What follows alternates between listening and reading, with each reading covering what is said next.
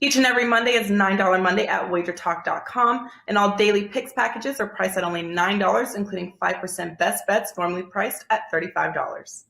As an added bonus, any picks packages loaded early for overnight Tuesday or action during the week will also be priced at $9 until midnight on Monday. So make sure to take advantage of getting these $25 and $35 picks for only $9 before the clock strikes 12 and they return to regular price.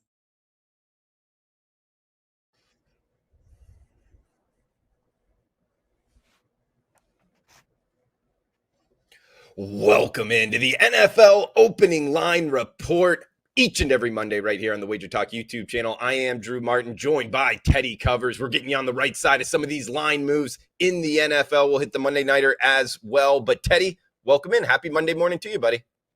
Hey, great to be here, Drew. And that's what we want to do every Monday is go through every game on the board, give you a little recap of what happened, some things to look at for this week, and try to project where this number is likely to move, if it's likely to move at all. Off the opener, give you a hint what games you want to bet now, what games you want to bet closer until kickoff, as we saw yesterday in the NFL, a day of brutal beats. I mean, some brutal beats yesterday, sides and totals. Every half point, and it does matter. We try to put you on the right side of those every Monday morning right here on the Opening Line Report. Absolutely, Teddy. First off, let's talk the Monday Nighter quick here. We got the LA Rams, Arizona Cardinals, a key NFC West battle here, Teddy. 50.5 being the total. We're seeing mostly 51s looking at the Wager Talk odds screen. Cardinals, -2 in the hook, depending where we're shopping. Any quick thoughts here on the Monday Nighter? Yeah, I don't see this line moving a whole lot. It's not getting a 3. It's not getting down to pick. I'm just going to sit in this 2.5 range. I expect between now and kickoff the total. I don't see a lot of movement there either. 51. It's not painted 51, but mostly 51s across the board. And this is perhaps a respect game for Arizona. You know, and I'll say this much: tonight's game is definitely going to be a factor in the point spreads for both Arizona and the LA Rams next week, both of which are hovering around key numbers right now. But this is Arizona real game. In a lot of respects. The betting market's not convinced that the Cardinals are deserving of the number 1 seed in the NFC. Tonight we find out if the betting markets are right in that assessment. We're not seeing a lot of respect for Arizona in this point spread range. They're saying that these two teams are basically even with little home field for the Arizona side. My numbers say Arizona's the better of these two teams. So if I'm playing, it'd be cards or pass for this better, but it's not a game where I have a service play on this evening.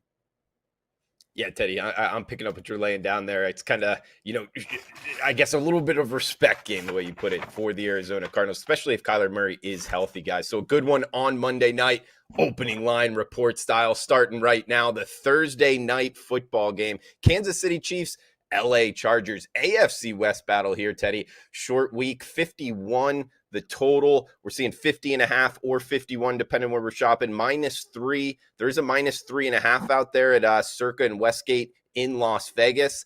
Anything you're liking Thursday night, Teddy? So look ahead line was LA -3. The markets right now are sitting with some 3.5. My powering number is 4 on the game. That being said, let's open up the show with an emergency betting alert.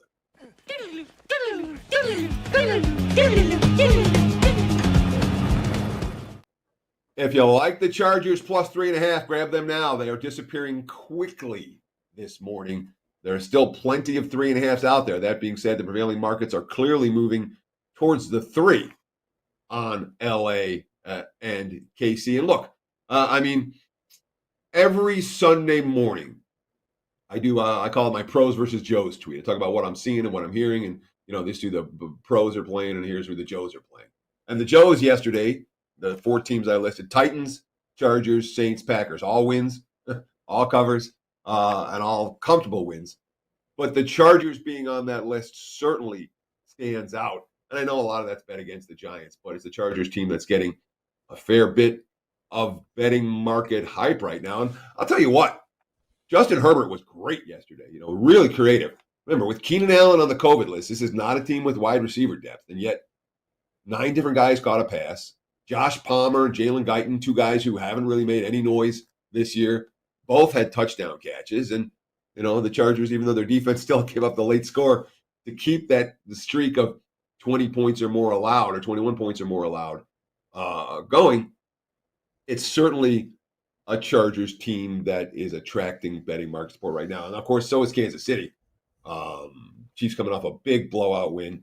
And that tends to be something the public pays a lot of attention to. The wise guys look to go the other way off those games.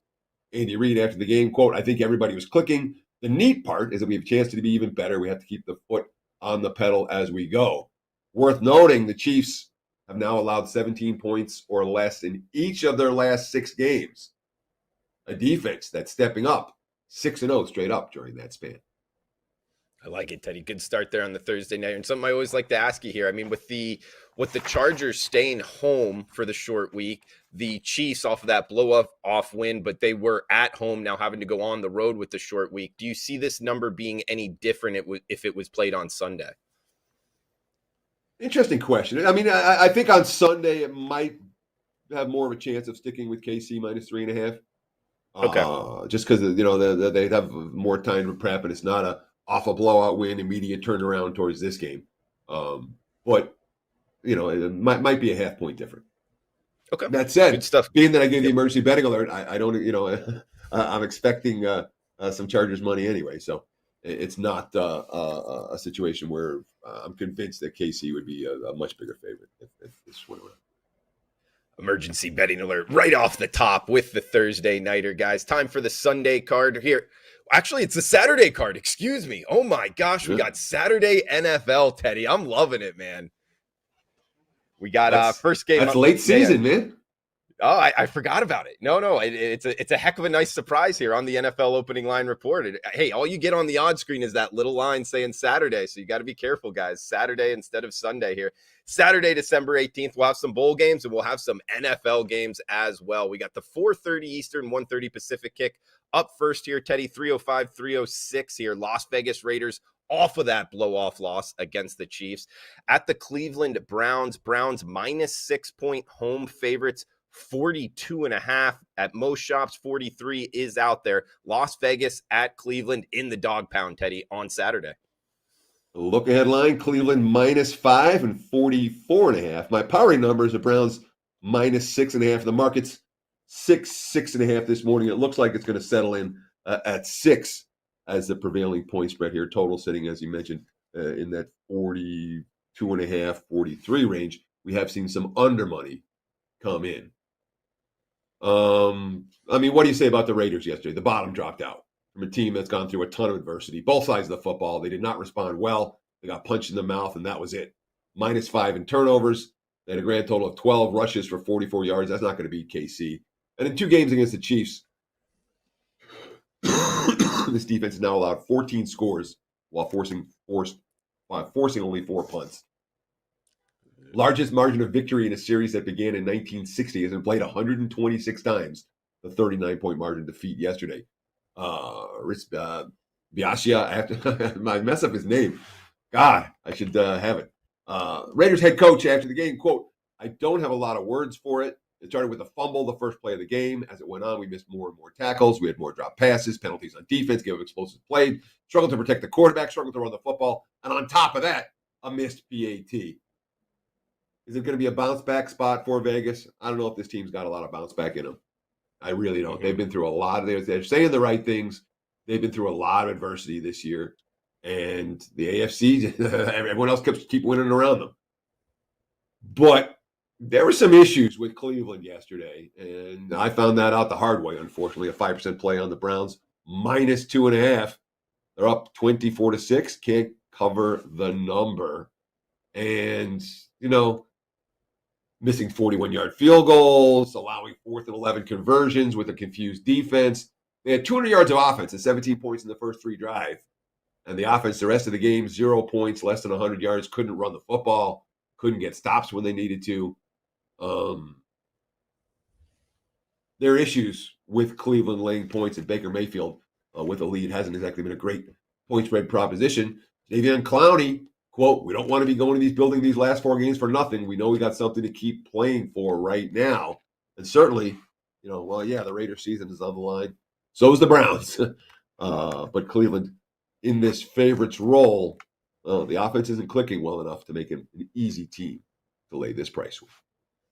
Saturday games here, guys. We also got the chat box in the house each and every Monday morning. If you're watching live, come join us in the chat box. Let us know what you're looking to bet, where you agree with us, where you disagree with us. We got Frenchie Bets in here, Doggy79, Sherm City, Fortnite, all you guys. Welcome on in. Jeffrey, Nathan as well, as we're going down the list here in rotation order, looking at the Wager Talk odds screen. Saturday, December 18th, the nightcap here, Teddy. This is a good one. 311, 312. Patriots at Colts. New England at Indianapolis here, Teddy.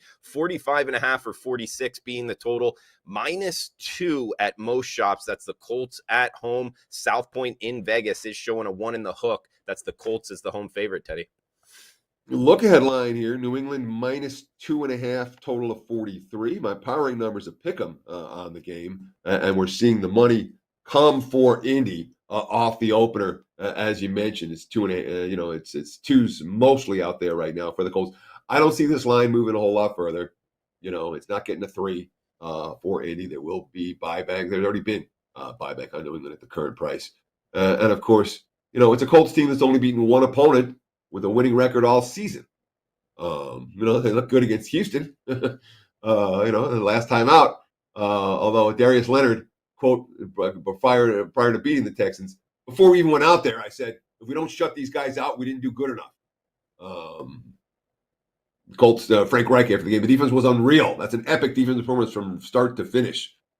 Jonathan Taylor on the offense. The coaches are putting together great schemes. A lot of runs are opening up like the Red Sea. They're not getting touched for a few yards. And they are 7-0 this year in games in which Taylor has run for at least 100 yards. They also lead the NFL with 29 takeaways this season. 14 straight games, and they forced at least one turnover going back to last year, the longest active streak in the NFL. And that's not what you necessarily want against New England. Patriots, not a team that's going to beat themselves. They had the Monday Night Football win and a bye week. They're the current number 1 seed in the AFC. They're number 1 in point differential. They're number 1 in the NFL in fewest points allowed through the first 13 games of the season by a fairly wide margin. I don't see this line getting higher. And if anything, we'll see some buyback on New England between now and kickoff. Can see that as well, guys. That's the Saturday slate. 2 NFL games on Saturday. So from here on out, starting on Thursday, actually, we're getting football games for at least a 3-week span between college football and Every NFL, guys. So it's starting to be Teddy, I think you could make the argument the best time of the year to be a sports bettor. I'm not going to say it is, but it's right there. Bowl season, NFL, multiple days of the week. This is a good time to be watching the NFL opening line report, guys. Get on the right side of some of these bets. Sunday action here, top of the card, 303, 304. Washington football team, Philadelphia Eagles in the NFC East, -4 in the hook. That's the Eagles at home, depending where you're shopping, and 43.5. being the total. Football team and Eagles, Teddy. What are we like in top of the card on Sunday? Yeah, boy, I'll tell you what, we really appreciate all the feedback that we get from this show, all the comments, both during the show and afterwards. You can watch, obviously, the replay on YouTube throughout the course of the week.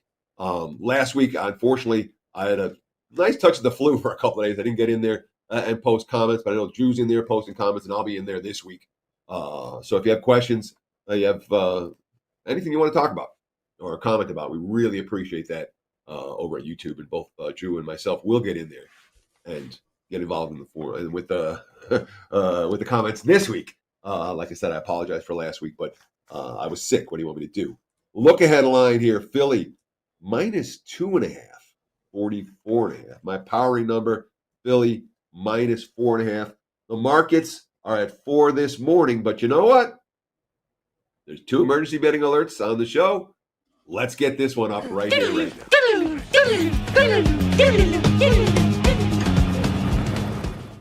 I anticipate money coming for Philadelphia. They were a wise guy special before the bye week. There are certainly issues for Washington right now at the QB position, at many other positions. And even though they rallied from behind to make things interesting against the spread and then failed to cover and failed to send the game over thanks to a missed extra point, that was brutal.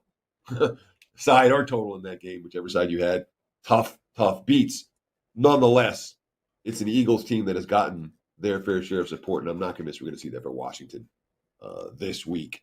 I anticipate the money coming for Philadelphia. You can still find 4s right now just about everywhere. I'm not so sure that's going to be the case later in the week. Look, I mean, Heineke finished 11-25 with 122 yards. Antonio Gibson fumbled for the 6th time this season. Kyle Allen came in. It wasn't a whole lot better. The defense gave up more points in the first quarter than they allowed per game over the last month. Terry McLaurin left the game with a concussion. Left tackle Charles Leno left the game with a back injury. The center was carted off in the fourth quarter with a leg injury. Washington's faced issues all year, and those issues, when it comes to injuries, very much on display this late in the season. Meanwhile, Philly's coming off a late season bye. Jalen Hurts upgraded to probable. Certainly Gardner Minshew, no problems in his start for Hurts. They scored in their first 7 drives with Minshew behind center. But, this is a tale of an overachieving Washington squad against a Philly team that may be pretty good. I'm anticipating the money to come for the Eagles. Teddy, next game up, heading down the list here, guys. 3:07, 3:08, 1 o'clock Eastern, 10 a.m. Pacific kick. We're talking the Carolina Panthers and the Buffalo Bills. We're seeing Bills open -9 in the hook, as you see there on the graphic. Now we're seeing 10.5s. Even the Westgate in Las Vegas showing 11. So are some prominent offshores here, Teddy. Seeing as high as 12 in the marketplace. So a big move towards the Buffalo Bills. Don't normally see this in the NFL, guys, in terms of this big of a move. Sidewise, 43.5 being the total. What do we got here, Teddy, in Buffalo? Yeah, well, we have issues for Carolina. I'll tell you that. And, of course, the markets didn't know who's going to be starting at QB necessarily for the Panthers this week, and that's why we're seeing a fair bit of line variance today. And, of course, there are questions about Josh Allen, who was in a walking boot.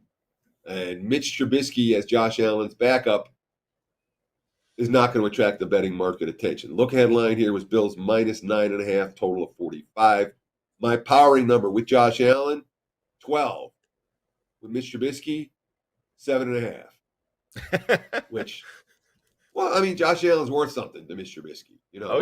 That said, they're still favored by more than a TD, even with the backup QB, according to my numbers. And the markets right now aren't sure what's going to happen. And that's why I'm looking at the screen right now. I'm seeing 9.5s. I'm seeing 11s. And that tells us, the numbers just going up as we speak. So we don't know yet. Now, look, I mean, there's no sugar of all the things that I did wrong yesterday. Not fading Carolina is at the top of the list. No Joe Brady in terms of offensive capabilities, but the offense looked the same. The new offensive coordinator, Nixon, he's known rules since high school. Called plays for him at Baylor. There's ample familiarity, but they're not good enough to overcome any turnovers. They were -3 in turnovers. In fact, they're not good enough to overcome -1. Remember, this is a Panthers team that started 3-0. They're 2-8 since. You get the same quote after Cam Newton. He's at 0-11 his last 11 starts in Carolina. Newton throwing pick sixes. He's throwing pick sixes now back-to-back games. To jeopardize the game the way I did today is inexcusable, Cam. You said that last week. Literally. Almost the exact same quote. And then, of course, they fought back. They needed one stop. Atlanta 3rd and 14. And then 2 Panthers defenders collide on a busted coverage. Kyle Pitts gets a 24-yard catch, and they were able to run out the call. Matt Rule, it can't happen. It's our base day one coverage. We had them. He should be caught and tackled, and it should be 4th down going back in the field to score. Newton was so bad, they brought in some P.J. Walker, and P.J. Walker was genuinely worse, as he's been every time they put him in. Rule said he's going to stick with Newton. Quote, I know we have to play better at that position. We can't have multiple turnover games from the quarterback position. So Carolina's a mess right now. The Bills are 3-5 their last 8. It's not like they're playing great football right now. And obviously, Josh Allen, quote, he isn't quite sure what the injury was. Further tests on Monday. He was in a walking boot. Allen's quote, finished the game on it, so I don't think it's going to be too big a deal. It's pretty sore. It's football. Buffalo off the back-to-back losses, facing an opponent with a glass chin. Might be a nice blowout spot for the Bills if the focus level is there. Carolina, a real tough team for me to get the Windows support right now. They're not playing good football. Next game up, staying in the AFC East here, at least going from Buffalo down to Miami, Teddy. We get the New York Jets at the Miami Dolphins. We're seeing Dolphins -8.5 at the open. Still pretty much 8.5 across the board. South Point in Las Vegas showing a -9, 43 being the total. The hottest football team in the NFL here, Teddy. That's the Miami Dolphins off of a bye week. This is a different price range for them, though. Laying more than a touchdown against the Jets. These two teams don't like each other. If you've ever been to a game in Miami, set the total on number of fights in the stands right about what the point spread is, 8.5. So we'll see what happens here, Jets and Dolphins Sunday, Teddy. Yeah, and of course, this is the end of the bye weeks, so it also means we have to be a little bit faster on the show to get through all the games. Now it's back to 16 games a week. It's been 15 or 14 or even 13 for the better part of the last couple of months. So I do have to be a little bit tighter with my analysis, unless you guys want to stick here for hours, which as much fun as it is, we got to keep the show tight. Look at line here was Miami -7, total 44.5. My powering number, Miami -9. And again, the look headline here was 7. Dolphins had a bye week, and now we got 8.5, which speaks to what the markets are doing with the New York Football Jets right now, which is not being very excited about them. And the Jets were officially eliminated from playoff contention yesterday. Now 11 straight years of missing the playoffs. That's the longest active streak in the NFL. Robert Saleh, the coach, it's going to flip. This crappy part is part of the process. But at the same time, it's not discouraging by any sense of the imagination because you've got a lot of young guys getting a lot of good playing time. Of course, bunch of injuries in terms of skills and talent. Corey Davis didn't play. Elijah Moore didn't play. Michael Carter didn't play. Tevin Coleman didn't play. And as a result, Jets, when you're missing 4 key playmakers, 4 of 13 on third down, only 256 yards of offense. Zach Wilson was pretty bad. 42 pass attempts, 202 yards. Quote, just in the beginning, I've got to be more accurate. There's not a whole lot of people that are real excited about getting in the window betting the Jets right now. As for Miami, and again, it wasn't a pretty win over the Giants before the bye week, 20-9. 2 after the game. I'm glad we won, but I think there's a lot of things we left out of the field, a lot of plays we wish we'd have back. Worth noting, Giants cornerback talking about Tua, James Bradbury. I like the quotes of the defenders. I think Tua does a good job of reading it. He's also a very accurate passer. He's a quick release, too. That's what makes it tough to defend it. Jerome Baker, we're just executing better. The Dolphins team is not a team I have any interest in stepping in front of right now. That said, you're not laying a cheap price with Miami. I don't see this line doing a whole lot between now and Sunday. More than anything, though, I'm not anticipating any Jets support. It's not going to hurt you if you like Miami to get involved with the Dolphins sooner rather than later. Of course, this Dolphins defense only allowed 55 points during their 5-game winning streak. They're facing an offense that is maybe not bottom tier, but when they have that many guys hurt like they did yesterday, it's bottom tier. Teddy, going from the AFC East to the NFC East here. We're talking the Dallas Cowboys at the New York Giants. We're seeing 10.5. That's the Cowboys laying on the road. There is a -11 at Caesars in Las Vegas, 45 being the total. Cowboys off of that good win against another NFC East opponent, the Washington football team. They won and covered, unfortunately for me. I was on the football team, but laying doubles here on the road, Teddy. Cowboys versus the Giants. I mean, there's a reason for that. This Giants offense has not been good. What are you thinking here, Cowboys and Giants, Teddy? Giants defense wasn't good either. Yesterday, certainly they were awful. Look at line here with Dallas 10, total of 45. My powering number is a little lower. It's 8.5. And I'm not convinced I have the Giants ranked much higher than anybody. So I think I have Dallas a little bit lower than the market does right now. And the markets this morning are at 10.5. So I guess there's a little bit of value on the G-men. Let me make this clear. At this stage of the campaign, unless they're showing fight every week, there are bad teams that show fight every week. But unless they are, I don't want any bottom feeders down the stretch. I'm not looking for excuse. I see an extra point of value or 2 points of value with the Giants or the Jets or the Jaguars. No. There are times you see bottom feeders play good football in December. We haven't seen that from most of the bottom feeders in the NFL this year, and that makes me very reluctant to get involved with the G-men here. And look, Leonard Williams got hurt yesterday. The knee got gashed on the ground really bad. They haven't scored a point in the 2 minutes before halftime all year. They got the ball at the Chargers' 41-yard line after a punt. and went 3 and out, punted it right back, and the Chargers ended up scoring. They've been outscored 59-0 in the last 2 minutes of the first half this year. That's insane. And you look at the talent on the Giants, you go, wow, they should be competing. Don't know if it's yet. It's going to be Mike Glennon. It's going to be Danny Dimes. Danny Dimes' early listing is questionable. Glennon has proven once again that he's not an NFL starting quarterback. For Dallas, defensive touchdowns in back-to-back weeks. Micah Parsons, 6 straight games with a sack. That's second most among rookies all time. The defensive line healthy for the first time all year. All of a sudden, like Kansas City, Dallas is a good defense. And remember, they won and covered yesterday. They went 1 of 6 in the red zone. Left tackle Tyron Smith hurt his ankle. Right tackle, the Collins got ejected. And then they ended up almost blowing the lead. Mike McCarthy after the game, quote, "There's so much value in those moments. To get where we want to go, we need to thrive in those situations. Now, we created some of it today, but don't get me wrong. But there's still benefit in adversity football." I'm not usually a big Mike McCarthy fan, but I thought he nailed it right there. Might help Dallas moving forward to be in some of these tight games. Dallas certainly has the potential to be a real good team down the stretch. They forced 4 turnovers, had 5 sacks yesterday. Dak Prescott, we got high standards and high expectations for ourselves. Got going pretty early, got a big lead, but we got to be able to finish it off and not let them back in the game.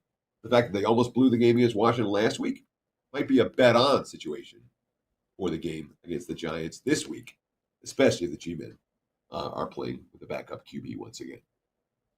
He's Teddy Covers. I am Drew Martin. NFL opening line report each and every Monday right here on the Wager Talk YouTube channel. If you're liking the content, guys, please smash that like button. We got a full slate here, so we're going up-tempo the rest of the way. Green Bay at Baltimore, -6 in the hook, -7 at some shops, primarily offshore here. Teddy seeing kind of a split line between Vegas and offshore. 42.5 mostly being the total. Green Bay at Baltimore. What are we liking here, Teddy? The look-ahead line was 2 and 45.5. My powering number with Lamar Jackson, Packers -1.5. Without Lamar Jackson, with Huntley at QB, the Packers -5.5. So the markets, from the indication I'm seeing this morning, they're not expecting Jackson to play, but he's still officially listed as questionable. So we'll have to see how this plays out. But again, 1.5 versus 5.5, I mean, a 4-point difference between the QBs.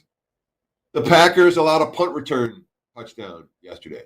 Their offensive line was banged up beyond belief in that game. 4 backups starting for the Packers on the offensive line right now, except it's not a problem. They ran and passed the ball at will against a solid Bears defense. Rasul Douglas, the guy who was on the Arizona practice squad 2 months ago, now has pick 6s in back-to-back games. And the Packers are overachieving in a lot of ways, and that's Aaron Rodgers. Baltimore's not overachieving in a lot of ways. That being said, I can't. It's hard for me to think about the Ravens rationally right now. I had a big bet on the Browns minus the points yesterday, and everything worked out fine. They're up 24-6. They knock Huntley. They knock Jackson out of the game, and then somehow Baker Mayfield's throwing picks with a lead, and the defense is given up 4th and 11s and 4th and 6s, and next thing you know, Baltimore gets the money. Actually had a chance to win the game at the end. Huntley was undrafted out of Utah. He also started a game against the Bears. They lost that game. Or they won that game 16-13. And yesterday, they got to 22, mostly on his legs. Although they chucked the football around a fair bit in the second half. Huntley wasn't that bad. Maybe I'm making too big an adjustment from Lamar Jackson to Tyler Huntley. We'll have to see which of the two ends up suiting up on Sunday. Yeah, we remember Tyler Huntley running around there for the Utes under Kyle Whittingham. He did a great job in college there in the Pac-12 at the quarterback position. And it was one of those things where you could kind of see it coming. He's kind of like an NFL athlete, Teddy, and watching him play, I didn't know if he was going to make it at the quarterback position. I almost saw one of those Antoine Randall type players, maybe special teams, maybe a wideout. I didn't know if he had the skill set, but it's actually good to see him on the roster. And I like what the Ravens did in terms of Lamar Jackson, his backup being Tyler Huntley. It's kind of the same playing style. And that's what they said. That's what Harbaugh's quotes were all about. We didn't want to change a thing. We're going to run our offense, and we made sure we have a backup quarterback that can run the offense the same way Lamar can. Yeah. It's an interesting handicap going forward with the Ravens. We got Tennessee, Pittsburgh up next, 41.5 being the total. Tennessee Titans -2-point road favorites here, Teddy. Look headline, Tennessee minus 2.5, total of 43. My powering number is only a pick 'em. And we are seeing 2/2.5 for Tennessee. I thought about emergency betting alert this game, and I'm not gonna. But I wouldn't be shocked if we see money coming for Pittsburgh. That said, we're not around the key numbers. This isn't one of those where you have to get down right now. If you want to get the key number. But I would not be surprised if this game moves to pick 'em, or even if the Steelers end up going off as the favorite. Like I said, my powering number here is pick 'em. And, Tennessee had a clean game yesterday after 9 turnovers in their previous 2 losses. But, Tannehill got killed yesterday by a second-tier defense. Pass protection is a real problem. Julio Jones came back. He was non-factor, just 4 catches, 33 yards. They miss A.J. Brown. They miss Derrick Henry. They miss a healthy offensive line. This is a dead nuts under team right now. Vrabel punting from 4th and 2 at midfield tells us very much. He's trusting his defense more than his offense. First shutout win for Tennessee since 2018. But make no mistake about it. Don't be fooled. This is not anywhere near the Titans team that we saw 2 months ago. Pittsburgh had that crazy game last week against Minnesota. Big Ben took 5 sacks. Cousins didn't take a sack. They allowed 200 rushing yards against this defense. After the game, every quote is urgent. Roethlisberger, we're running out of time. I don't look at moral victories. Mike Tomlin, we're getting beat at the line of scrimmage on both sides of the ball. We were JV again tonight. I'm talking up front on both sides. I'm not going to make it more complex than what it is. Football is a simple game. You got to whip blocks. You got to make tackles. You got to sustain blocks. And we're not doing those things nearly consistently enough. Cam Hayward, stop spotting points. We were just, first half was horrendous. Guys weren't filling, we weren't getting off blocks, we weren't tackling, you name it, we did it wrong. You look at the score, 36-28, our offense is putting up enough points, and we're not getting the job done. Certainly, if there's a circle the wagons game for the Steelers, it's now or never for Pittsburgh. They know it. Tennessee's not that good. You know which way I'm leaning in this one. All right, guys, next game up, bottom of the barrel bowl in the NFL. Houston at Jacksonville. We're seeing 40.5 or 41 being the total, -3. Somebody's got to be the favorite here. Teddy, might as well make it the home team, put a -3 on it. That's the Jags in North Florida. Jags, 2-11 towards the under. That's one trend to look at here. Not sure, it's only a 40 price tag in terms of the total. What are we liking here? What do we do with this one, Teddy? Texans and Jags. Well, I got my first season win. Total victory. The Jags under 6.5. They're now 2-11 and mathematically eliminated. Hopefully we'll have a few more of those to announce in the next few weeks. But you never jinx any of these things, man. Until they cash, you don't say a word. The Jags have now clinched on under 6.5. So that's first. The NFL season win report has at least one win in the books for the season. Like I said, I do expect more to come. But it's good to have the one in the books already. Look, there's nothing to say. Okay. Look headline here. Houston 3.5, total 43. My powering number. Jacksonville 3.5. My powering number, Jacksonville 3.5 as well. Which says where I have Houston priced right now. Urban Meyer, who's under an infinite amount of pressure right now. Losing sucks. That's all I can tell you. It eats away at your soul. You got to regroup. And then he spent the rest of his press conference railing about leakers within the Jags coaching staff. Nothing's positive for Jacksonville right now, although the defense has played okay. Urban Meyer, quote, our focus is to finish the season strong and to make whatever adjustments we have to make to get this thing cooking. As for the Texans, they're rough. Russell Wilson's been under pressure all year.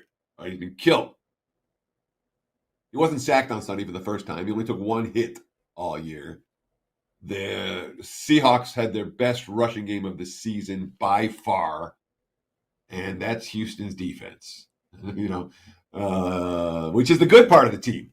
Davis Mills had a career-high 331 yards, and he completed his first 14 pass attempts, and they still didn't get to 20.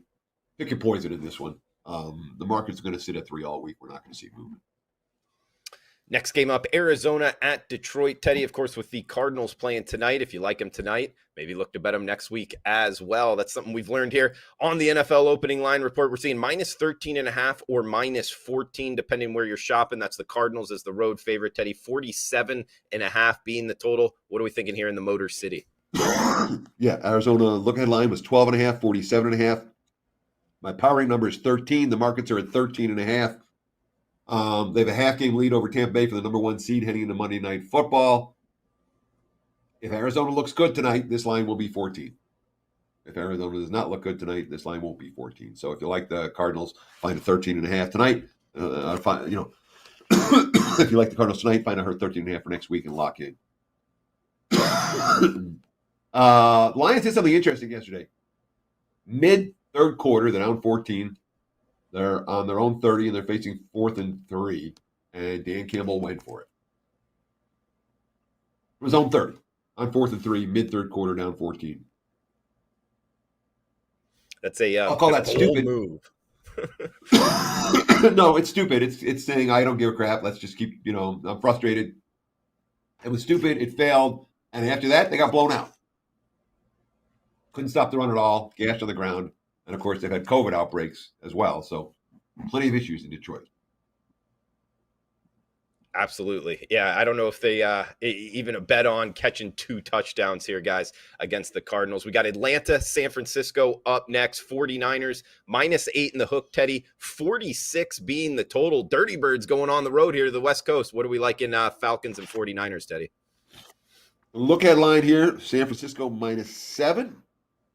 7 in the hook. Sorry, 45.5 was the total. My powering number is San Fran -6, and the betting markets 8.5. Nothing but Niners money. San Fran yesterday. George Kittle basically won that game by himself. It was Garoppolo would just chuck it up, and Kittle would make a play. And he'd chuck it up, and he'd make a play. And he'd chuck it up, and he'd make a play, and it happened over and over again. Brandon Ayuk helped, but it wasn't a 49ers team that was without problems in the win over Cincinnati. They blew it to a big lead on the road. There are issues for San Fran right now. With the Atlanta side of the equation, they were lucky yesterday. They had multiple dropped interceptions against multiple easy dropped interceptions yesterday. And they're coming off maybe their best game of the year. There was balance on offense. Defense forced 3 turnovers. Young Hoku was kicking field goals. 6-2 away from home this year. 0 at home. Don't be fooled by their home win that came in London against the Jets. And they're firmly in the wild card hunt right now. Matt Ryan, I got an understanding where we're at. I don't think you obsess over it. We understand where we are at this time of the year. The betting markets aren't saying this team's in the wild card hunt. They're saying they're 8.5-point dogs to a team that has the same record that they do. We'll see. I got my issues with San Fran. I'm not convinced they're great. Staying out near the West Coast for the next matchup, 4:05 Eastern, 1:05 Pacific kick here. Cincinnati Bengals versus the Denver Broncos. Looks like 43.5 or 44 being the total here, Teddy. -1 in the hook, pretty much across the board here. That's the Broncos, a mile high. Look at line here was Cincy -3, 44.5. My powering number is now Denver -1, and the markets are there, as you mentioned, 1.5, total of 43.5.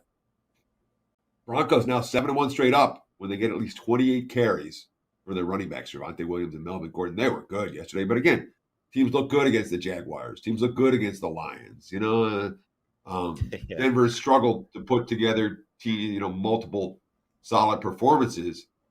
The Bengals won yards per play by a full yard yesterday. The yards per pass, 8.0 to 5.5, but 1 for 5 in the red zone. They were -2 turnovers, 2 muff punts from Darius Phillips, and and the muff punt will kill you because it puts a tired defense back on the field.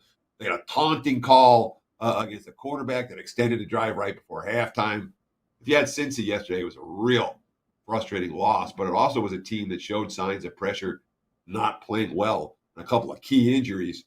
Trey Hendrickson suffered a back injury in the second quarter. He didn't play. He had sacks in 6 straight games. Riley Reiff, the right tackle, was helped off the field with an ankle injury in the fourth quarter. Those are potentially significant concerns for a Bengals squad that has injury problems on the offensive line right now, which is clearly affecting Joe Burrow. And Burrow's pinky being just off yesterday might have cost him 2 touchdowns. Chase twice in the end zone, almost got one.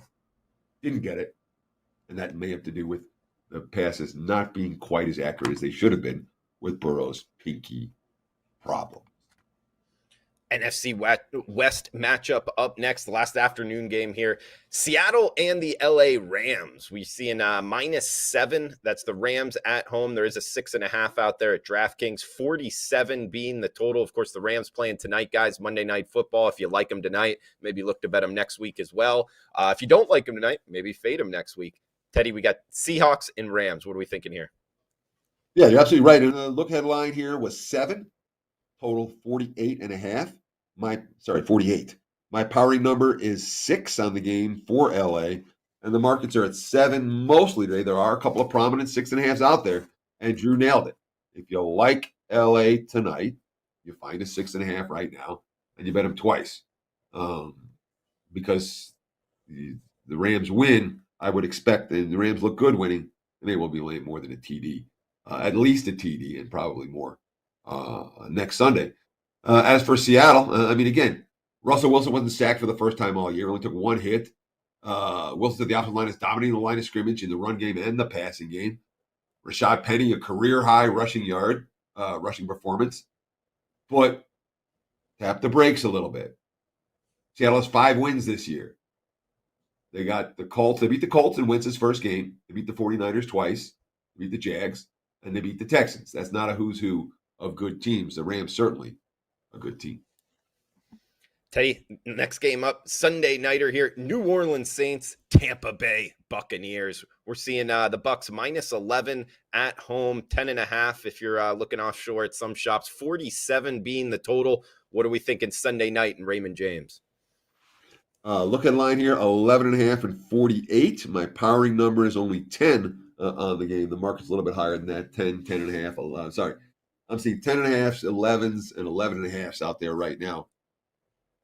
And I'm not anticipating that it's going to move in any significant way between those. Let's not forget, Tampa still has all kinds of issues in the secondary.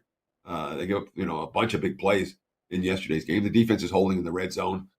They blew a 21-point halftime lead and still won their 4th straight. And there's a team that I've got concerns about Tampa a little bit right now. And certainly, although New Orleans swept them last year, and some of the quotes from Tampa makes me think like they're interested in repaying the favor. Alvin Kamara matters. Look, I keep saying running backs don't matter, and they don't. There are 15 issues that I could talk about where running backs don't matter from yesterday. Where you got, again, they're signing guys off the practice squad who come in and average 8 yards a carry. In the NFL, it's about the offensive line and the running backs come and go. That being said, Alvin Kamara made a difference yesterday for the Saints. They also got Aaron Armstead back, the left tackle, Marcus Davenport back, the defensive end, the safety, C.J. Gardner-Johnson back, Ryan Ramczyk, the right tackle, could be back, Cam Jordan, the defensive end, should be off the COVID list the week. The Saints are getting healthier at the right time. This is the number 2 team in the NFL in terms of touchdown percentage in the red zone. So they're scoring when they get their chances close to the end zone. Because Taysom Hill is good at something. He's good at goal line touchdowns. That's what he's good at. He's not a great quarterback. We showed it again yesterday. But Kamara, the quotes about Kamara after the game, man, just having his presence in the field, having the ability to hand him the ball, he does so much for this team just being there. I wouldn't be surprised if the Saints give him the game. But from a betting market standpoint, I'm not seeing the support for New Orleans in the betting market just yet. Guys, we got the Monday Nighter left, but huge shout out to everybody watching us live. If you're liking the content, please smash that like button. If you're watching on replay, that works too. Feel free to drop a line below in the comments on the YouTube channel. We got the Monday Nighter up next here, Teddy. Minnesota at Chicago. We're seeing the Vikings -3 in the hook point road favorites, 44 being the total. Teddy, I'll throw it over to you because we're up against the time-wise. Your thoughts here in Soldier Field and also final thoughts for the show, buddy. Sure. Well, Minnesota look headline was -4, total 43.5. My powering number is only 2 on the game, so I do see a little bit of value on the Chicago side. And of course, the Bears, made a lot of mistakes last night. The pick 6, the turnover right at the start of the second half that allowed the 2 quick touchdowns for Green Bay, and then obviously, whatever. I don't want to get into it. It was ugly. If you had Chicago, a game where when Chicago scores 30 and doesn't cover, that's perhaps an issue moving forward. Then again, laying points with Minnesota, has been an issue all year. They did their best to blow a 29-0 lead to Pittsburgh last week. They've beaten 3 opponents with a winning record in the last 5 weeks.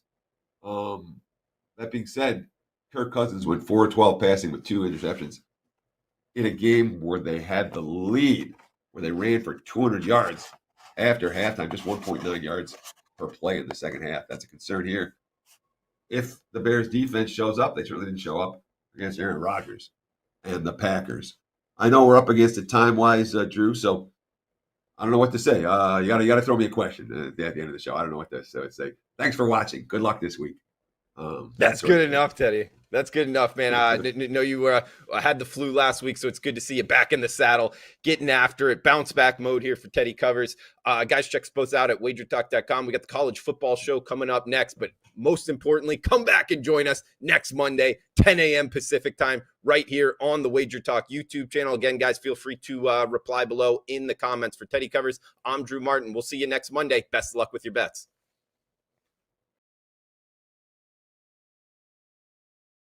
It's the most wonderful time of the year, college football bowl season, baby. And there are 42 bowl and playoff games to keep us entertained for almost 3.5 weeks. Starting with Toledo versus Middle Tennessee State and going through the national championship on Monday, January 10th, pick your favorite Wager Talk or Sports Memo handicapper and get every college football bowl game day release, including any 5% best bets normally priced at $35 for the low price of $149. As an added bonus, make sure to download the free Wager Talk College Football Bowl Guide by going to wt.buzz/rm. From everyone at Wager Talk and Sports Memo, good luck this college football bowl season.